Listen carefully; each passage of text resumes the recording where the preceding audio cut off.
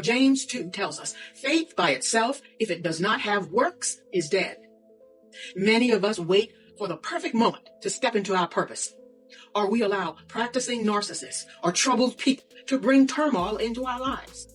So you have to be alert, and you have to understand that practicing narcissists present themselves as charming, love-bombing you, making it difficult for you to see deception beneath the surface. 2 Corinthians 11 tells us, and no wonder, Satan himself masquerades as an angel of light. And it's not surprising then that his servants also masquerade as servants of righteousness.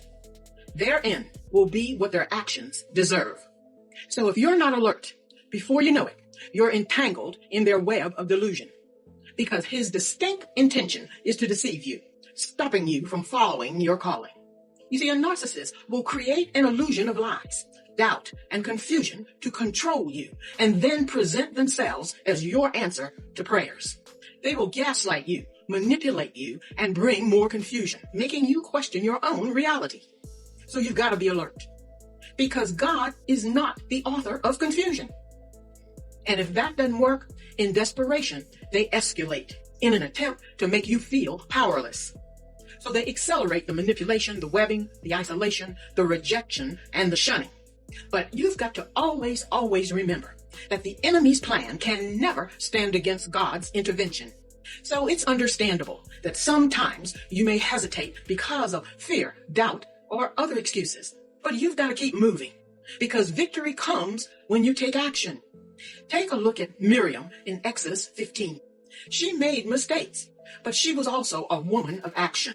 After God parted the Red Sea, Miriam didn't wait. She took her tambourine and led those women into worship and celebrated victory. So stop waiting for perfect conditions or external validation. Step out in faith now. Celebrate what God has already done while believing for what comes next. Zechariah 4 tells us that it's not by might, not by power, but it's by my spirit, says the Lord Almighty. The speaker is an angel who's communicating with the prophet Zechariah. And it addresses the governor of Judah at that time, who was tasked with rebuilding the temple after the Babylonian exile. So the angel was conveying that the success of the endeavor to rebuild will not come by human strength or by military power alone, but by the Spirit of God. And this should give us encouragement, because it reassures us that God is with us in our efforts to restore and to rebuild. When you take action in the name of God through faith, others will follow your lead. Step into what God has for you.